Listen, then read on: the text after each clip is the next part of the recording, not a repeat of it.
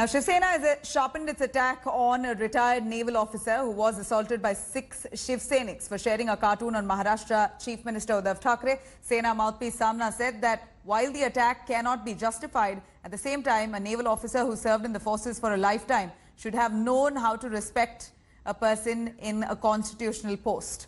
In fact, the article further added that Bharatiya Janata Party is trying to politicize the issue, as many such instances occurred in BJP-ruled states. But then the party had not taken to the streets, protested like they are right now.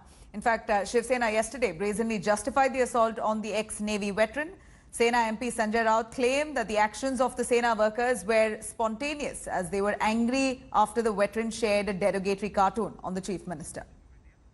Cutting across to Vidya for more on that. Vidya, here now Shiv Sena is hitting out at the army veteran as well, saying that what happened was not right, but as an army personnel, he should know not to criticize a person who has been democratically elected, a person within the constitution, a constitutional head there in the state must be respected.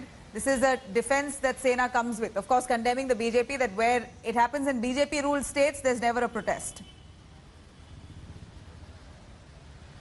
Well, we did put this question to Mohan Sharma, the veteran, as well, Madan Sharma, and he very clearly said that why is it that rules of, freedom of expression, drawing a line on the freedom of expression or the freedom of speech is always only for the common man? Why is it not for the politicians themselves? Shiv Sena leaders like Pal Thackeray, Raj Thackeray have made their entire fortune, their entire political career on making cartoons, and the cartoons cannot really be said as something that were never derogatory. So in fact, he went on to even say that, he actually said that the kind of cartoon that he had actually shared was not derogatory. He still stands by that, and he said that it is only because of the Shiv Sainiks, the kind of mindset that they have, that they really attacked him. So Madan Sharma himself also not letting this down.